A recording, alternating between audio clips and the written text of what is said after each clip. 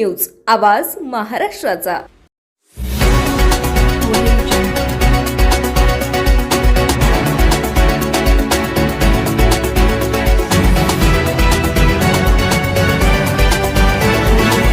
Maharashtra 18 news आवाज महाराष्ट्राचा। महाराष्ट्र मजदूर संघटनेवरील आरोपांचे खंडन। कामगारांची पिळवणूक होत असल्याचे आरोप निराधार असल्याचा दावा। महाराष्ट्र मजदूर संघटनेवर काही माध्यमांमधून करण्यात आलेल्या आरोपांचे संघटनेच्या पदाधिकाऱ्यांनी खंडन केलंय। कामगारांची पिळवणूक होत असल्याचे आरोप पूर्णपणे खोटे, बिनबुडाचे आणि तथ्यहीन असल्याचा दावा संघटनेचे जनरल सेक्रेटरी आणि पदाधिकाऱ्यांनी केला आहे। संघटना नेहमीच कामगारांच्या हक्कांसाठी आणि न्याय्य मागण्यांसाठी कार्यरत असून संघटनेची प्रतिमा मलिन करण्याच्या उद्देशाने हे आरोप करण्यात येत असल्याचे त्यांनी म्हटलं आहे। कामगारांच्या समस्या सोडवण्यासाठी संघटना सातत्यानं प्रयत्नशील असून अफवा आणि अपप्रचारावर विश्वास ठेवू नये असे आवाहन संघटनेच्या वतीनं करण्यात आलं आहे। सर नमस्कार, मी प्रवीण जाधव, महाराष्ट्र मजदूर संघटनेचा जनरल सेक्रेटरी या पदावर कार्यरत आहे।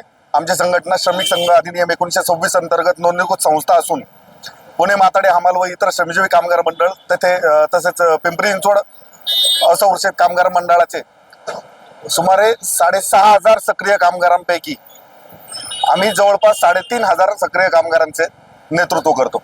आमची संघटना पिंपरी चिंचवड माथाडी मंडळामध्ये कार्यरत कामगारांचं नेतृत्व करत असताना टाटा मोटर्स या आस्थापनामध्ये म्हणजे CUBU आणि PCBU तसेच चिंचवड फाउंड्री या आस्थापनेमधील सुमारे 571 कामगार हे 2016 साली आमच्या संघटनेचे सभासद झाले।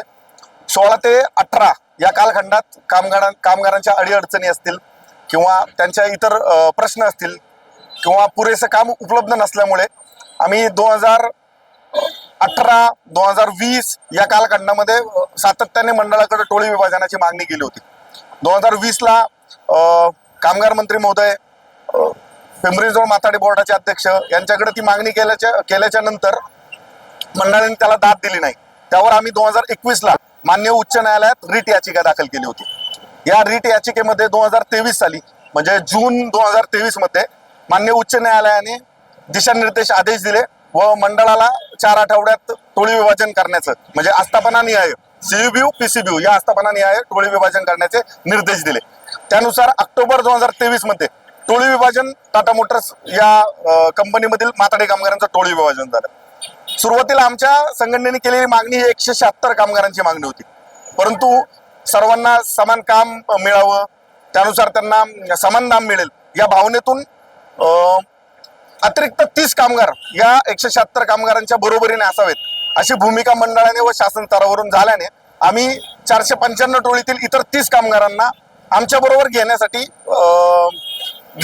विनंती केली। त्या विनंतीला मान देऊन आमच्या संघटनेच्या तसेच सभासद कामगारांच्या मागणीला अनुसरून व खालून 495 टोळीतून 30 कामगार हे PCBU आस्थापनेत 1334 टोळीमध्ये आले। त्यापैकीच जे शनिवारी जे वक्तव्य झालं प्रसार माध्यमांनी, ज्या कामगारांनी आमची संघटना असेल, शासन असेल किंवा शासनाचे अधिकारी असतील याबद्दल जे भाष्य केलं, खरं तर मी त्याचं नाव घेण्या इतपत देखील एवढा मोठा नाही। मी सर्वसामान्य गोरगरीब कष्टकरी कामगारांचं आम्ही संघटनेच्या माध्यमातून नेतृत्व करत असतो, म्हणून मला त्याचं नावही घ्यायचं नाही। परंतु वास्तविक पाहता आज मंडळाचे अधिकारी एकदम सक्षमपणे त्यांचा कारभार करत आहे। माथाडी मंडळ एकदम सक्षमपणे कामकाज करत आहे आणि हे कामकाज याचं फलित बघायचं झालं तर 2020-21 नंतर म्हणजे बोर्डाचे चेअरमन ज्यावेळेस आत्ताचे सहाय्यक कामगार आयुक्त निखिल वाळके साहेब आल्यानंतर त्यांनी QR कोड ही सिस्टम चालू केली। पूर्वी इथे येणारे विविध वाहतूकदार, पुरवठादार, वेंडर्स यांच्याकडून रोख स्वरूपात पावत्या पाडल्या जायच्या आणि त्याला माथाडी मंडळाच्या पावत्या दिल्या जायच्या, परंतु ही कॅशलेस पद्धत ही दोन्ही आस्थापनेत म्हणजे CUBU PCBU आस्थापनेत आणि पिंपरी चिंचवड माथाडी मंडळाच्या सगळ्याच ठिकाणी चालू झाली।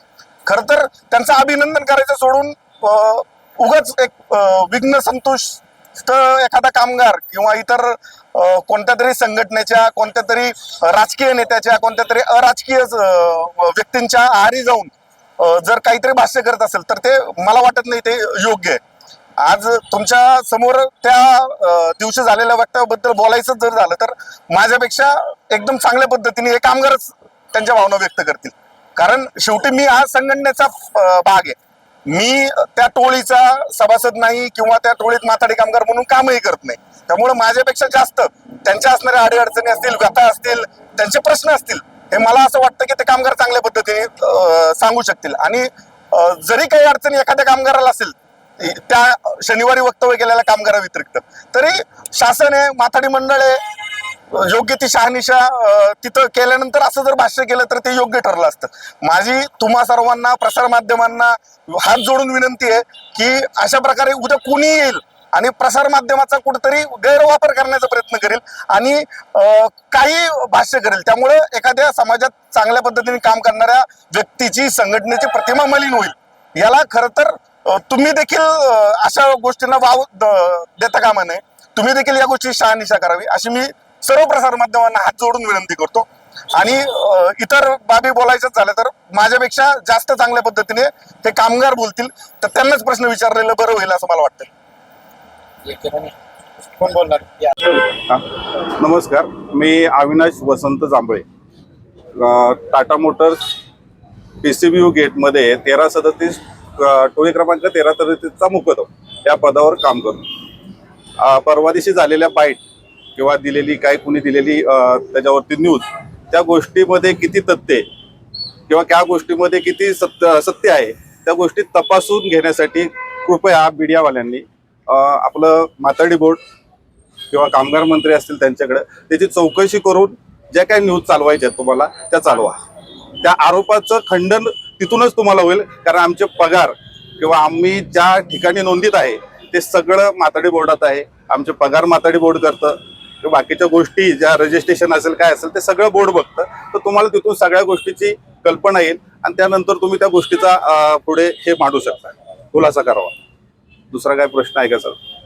मागे परवा दिवशी झालेल्या पत्रकार घेतलेल्या बाईटमध्ये त्या ज्यांनी बाईट घेतली त्यांनी जे आमच्यावर आरोप केले त्याच्यावरती आम्ही पोलीस स्टेशनला हे पत्रव्यवहार केलेला आहे. पोलीस स्टेशननी तो आरोप त्याच्यावर लक्ष द्यावं आणि तो आरोप किती योग्य आहे त्या गोष्टीची कल्पना किंवा तथ्यता पडताळून पाहावी. तसंच हा पत्रव्यवहार आम्ही कामगार मंत्र्यांना पण देत आहे. व आपले पिंपरी चिंचवडचे बोर्ड जे आहे आमच्यासाठी त्यांनाही हा पत्रव्यवहार करत आहे, जेणेकरून त्या गोष्टी किती योग्य आहेत. एखादा कामगार बोलला म्हणजे ते सगळंच योग्य आहे का, त्याला कुठल्या गोष्टीची कोण पाठबळ देतंय का, त्या गोष्टीची कल्पना घ्यावी. कारण मागच्या वेळेस आम्हाला 2-3 वर्षापूर्वी 5 वर्षापूर्वी ही घटना घडून गेलेल्या आहेत. कुठली तरी संघटना येते त्यांना ताकद देते किंवा कुठला तरी पक्ष येतो त्यांना ताकद देतो आणि ती टोळी तुटली जाते. आमची टोळी खूप मोठी आहे. ही टोळी एकत्र ठेवण्यासाठी आमचा प्रयत्न असतो. 223 कामगार आहेत, कुठेही कोणी जाऊ शकतं. तर या टोळी एकत्र कशा राहतील, त्यांचा संसार, त्यांचं घर कसं चालेल याच्यावर माझं लक्ष असतं. तर कुणी कृपया कुणी अशी गोष्ट केली तर त्याची सत्यता पडताळून घ्यावी. ठीक आहे. नमस्कार, माझं नाव अमृत प्रकाश शिंदे. मी या टोळीत 2007 पासून काम करत आहे. तरी 2016 पासून महाराष्ट्र मजूर संघटना आलेली आहेत. पहिला आम्हाला पगार 15-20 हजार रुपये होता. 2016 पासून आमची पगार वाढ होत गेलेली आहे आणि आत्तापर्यंत आम्हाला 80-90 हजार रुपये पगार पडत आहे आत्ता. तरी काही आमच्या टोळीतले लोक 10-15 लोक मुद्दाम नाव खराब करत आहेत. ते इथं दिवस बी भरत नाही आहेत कामावर आणि चुकीचे आरोप करून आमच्या टोळीचं नाव खराब करत आहेत. ॲक्च्युली त्यांना दुसऱ्या संघटनेची भर असल्यामुळे संघटना चेंज करण्यासाठी त्यांचे प्रयत्न आहेत. असं त्यांनी मागच्या 5 वर्षापूर्वी असंच केलं होतं. त्यामुळे मागच्या वेळी पण त्यांनी संघटना चेंज केली होती आणि हीच लोक होती ती. आत्ता आम्हाला पगार पाणी चांगला आहे आणि त्यांची ती मानसिकता नाही की आम्हाला एवढा पगार पडावा आणि त्यांची लोक यावी म्हणून. त्यासाठी ते परवा जे आरोप झाले हे सगळे चुकीचे आहेत आणि जे काय असतील आरोप ते महाराष्ट्र शासन व बोर्डातून आम्ही क्लिअर करून देऊ. आणि हजेरी त्याची बघू शकता तुम्ही, महिन्यातनं 10 ते 8 दिवस भरतो तो. 8 ते 10 दिवस भरतो तो. बोर्डात पण, पिंपरी चिंचवड बोर्डात पण आपण चेक करू शकता. तो फक्त इथं आरोप करण्यासाठी येतो, बाकी त्याचं काही काम नाही. पुणे तसेच पिंपरी चिंचवड आणि महाराष्ट्रातील महत्त्वाच्या आणि ताज्या बातम्या पाहण्यासाठी महाराष्ट्र 18 न्यूज चॅनलला यूट्यूबवर सबस्क्राईब करा आणि बेल आयकॉन प्रेस करा.